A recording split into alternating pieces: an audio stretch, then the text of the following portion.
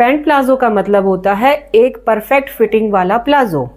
ना ज़्यादा लूज होता है और ना ही इतना टाइट होता है कि आपको बैठने के बाद दिक्कत आए। 8 इंच तक हम इसकी मोहरी लेते हैं। तो आज की वीडियो में आपको ये बताने वाले हैं कि कैसे एक प्रॉपर फिट प्लाजो हम बना सकते हैं, वो भी बिना खिंचाव के। किस तरीके से हमें क्रॉच लेना है, क्रॉच लेने के क्या क्या फॉर्मूले होते हैं, मोहरी कैसे ली जाती है, लाइनिंग हमें कैसे कट करनी है कि बनने के बाद में प्लाजो में झोल ना आए।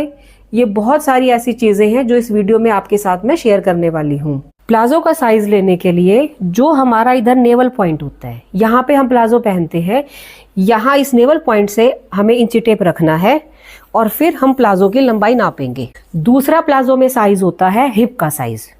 तो हिप का साइज हम लेंगे यहाँ से ऐसे। तीसरा प्लाजो का साइज जो हम लेते हैं वो होता है मोहरी का साइज। मोहरी मतलब ये वाला पार्ट, जैसे इसको मोहरी बोलते हैं। तो अभी हम इस मोहरी को नापेंगे। लाइनिंग वाले प्लाजो में पहले हम मेन फैब्रिक कट करते हैं, उसके बाद इसको रख के हम लाइनिंग कट कर देंगे। अब इसको मैंने पहले तो ऐसे फोल्ड किया है, पूरे फैब्रिक को इस तरह से फोल्ड कर लिया लास्ट तक, और फिर उठा के इसको मैंने ऐसे फोल्ड किया है। अब इसको बराबर रख लेंगे हम। ये हमारी बंद वाली साइड है और ये इधर से हमारी ओपन वाली साइड है। तो पहले इधर से हम बराबर करेंगे पूरे फैब्रिक।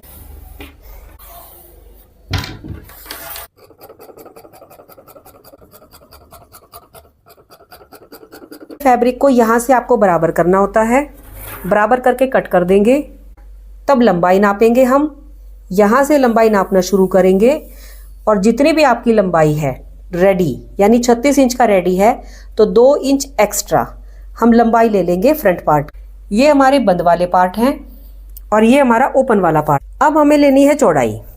ये बराबर होने चाहिए दोनों हिस्से आपके। चौड़ाई लेते टाइम आपको अपने हिप का साइज देखना है। आपके हिप का जो भी साइज है उसके 4 हिस्से करेंगे और उसमें 1 जोड़ देंगे।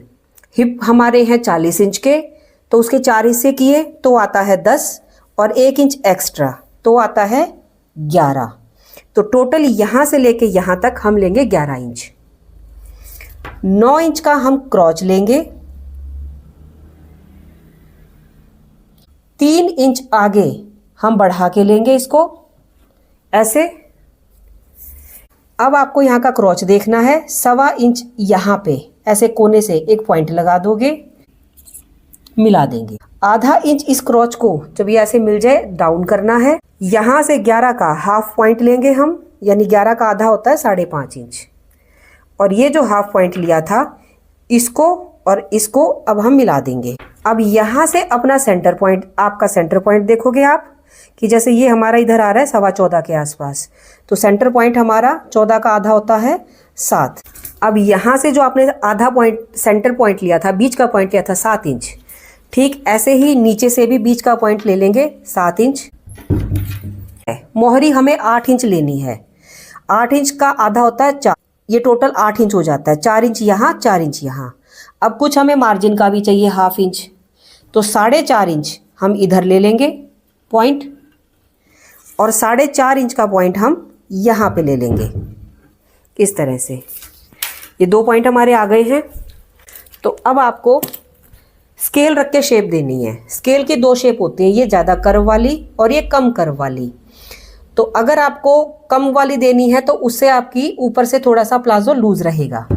अब मैं ये वाली शेप दूंगी तो इसको हम ऐसे रख, अब इसको रख के हम ऐसे शेप देंगे। यहाँ पे जैसे ये पॉइंट था और नीचे ये वाला पॉइंट था, इसको हम ऐसे रखेंगे और ये वाली शेप ऐसे दे देंगे। अब यहाँ पे एक चौच सी बन गई, आपको दिख रहा होगा। ये चौच को हमें दूर करना है। हम इस स्केल को ऐसे उल्टे और ऐसे उलट के इस तरह से ये मिल जाए लाइन। तो ऐसे अब लाइन लगा देने से ये एक सीधी सीधी लाइन हो जाती। अब ये फ्रंट पार्ट हमने कट करके रख लिया है। इसको रख के अब हम करेंगे बैक पार्ट की मार्किंग। अब बैक पार्ट की कटिंग के लिए इस पूरे फैब्रिक को मैं उल्टा कर देती हूँ। उल्टा करने से अभी जब हम फ्रंट पार्ट रखेंगे तो आपको समझने में आसानी हो जाएगी। ठीक वैसे ही हमने बिछा लिया है इसको भी। अब इसके ऊपर हम फ्रंट पार्ट को रख देंगे। नीचे से इसको बराबर मिला दीजिए और साइड से भी, यहाँ से भी। अब हमें निशान लगाने हैं बैक पार्ट के, तो यहाँ से तो ये बराबर रहेगा, ये इधर से भी इसके साथ के साथ आप निशान लगा दोगे जहाँ से हमने कट किया था, इस तरह से। यहाँ की कटिंग दूसरी होगी, हमें क्या करना है, इसको 2-2 इंच हम इधर बढ़ाएंगे, 2 इंच यहाँ बढ़ा देंगे, 2 इंच इसको यहाँ बढ़ा देंगे। ये जो आपकी लाइन आई है यहाँ से इसको 3 इंच बढ़ा देंगे, 3 इंच यहाँ पे। ठीक ऐसे ही अब हमें इस क्रॉच की शेप दे देनी है। देखो 2 इंच आपने इसको यहाँ से बढ़ाया है, लेकिन नीचे से हम इसको बढ़ाएंगे सिर्फ 1.5 इंच। और ठीक ऐसे ही स्केल को रख के हम निशान लगा देंगे।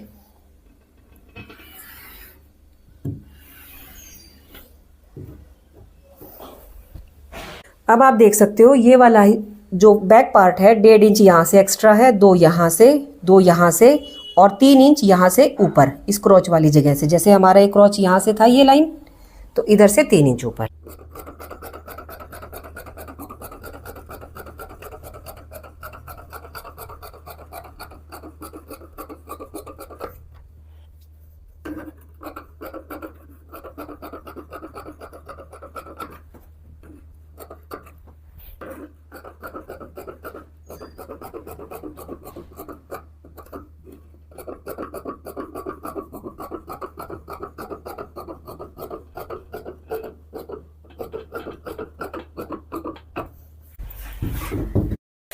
अब लाइनिंग के ऊपर हमने ये दोनों पार्ट्स रख लिए हैं, इनको रख के सेम टू सेम हम लाइनिंग भी कट कर लेंगे।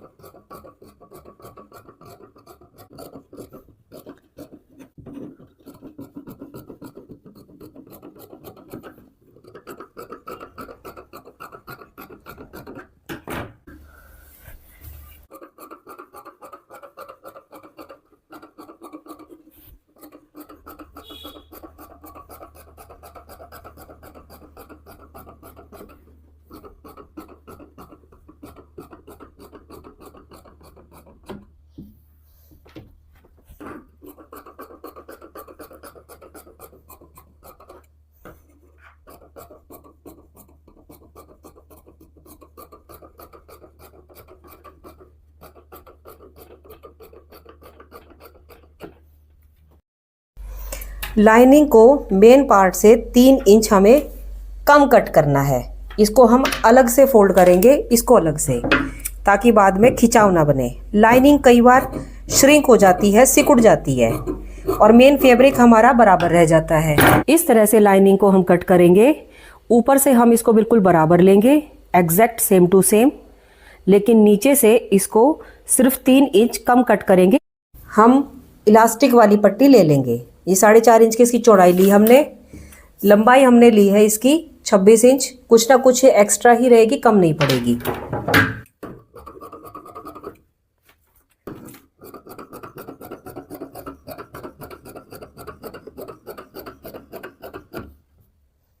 इसको भी सेंटर से कट कर देंगे।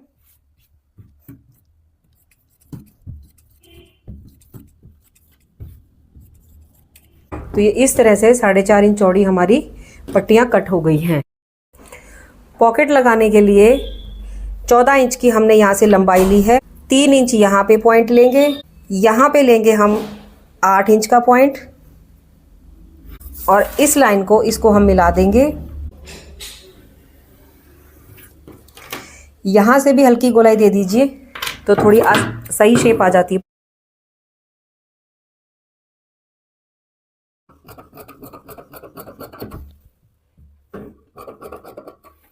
यहाँ से भी इसको कट करना है हमें, दोनों साइड जॉइंट करने के लिए। इसको चाहो तो आप और ज़्यादा गोलाई दे सकते हो, जैसे मैं कई बार ऐसे भी दे देती हूँ इसको। ये हमारी पॉकेट्स कट हो गई हैं।